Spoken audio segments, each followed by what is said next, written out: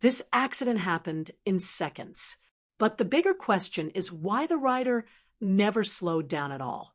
A motorcyclist was sent flying after crashing straight into a turning car at the junction of Upper Serangoon Road and Hougang Avenue 7 on Wednesday.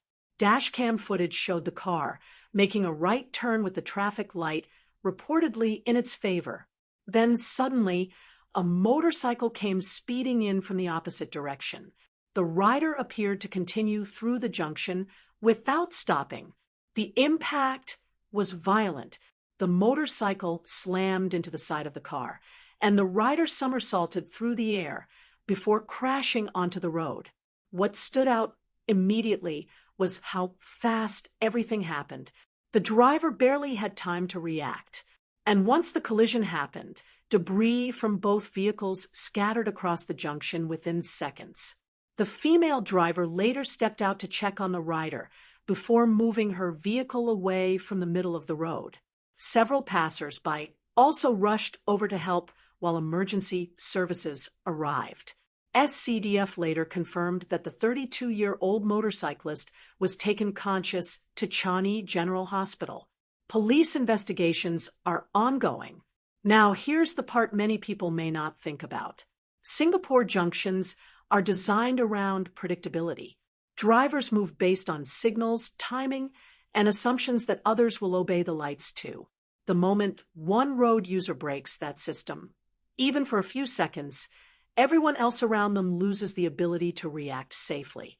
And this is why red light incidents are so dangerous, not only because of speed, but because turning drivers usually commit to the turn believing opposing traffic has already stopped.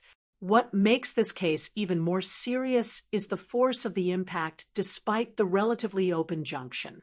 It raises questions about reaction time, road awareness, and whether some riders are taking bigger risks on familiar roads. We've seen several serious junction accidents across Singapore in recent months. Some involve cyclists, some involve heavy vehicles, others involve riders trying to beat the light. Different situations. But the same pattern keeps appearing. A few seconds of impatience can completely change multiple lives. And these accidents do not affect only the people directly involved. There are insurance claims, medical costs, traffic disruptions, potential legal consequences, and emotional trauma for everyone who witnessed it. Even drivers who followed the rules can end up carrying the psychological impact of a crash for years. That is something many people rarely talk about. At the same time, this incident also showed another side of Singapore roads. Strangers immediately stopped to help. Drivers checked on the injured rider before emergency responders arrived. In moments like this, ordinary people often become the first line of support. But the larger issue remains. Are current enforcement measures and road safety habits enough to reduce risky behavior at major junctions? Or are some road users becoming too comfortable taking chances they think they can survive? Let me know what you think.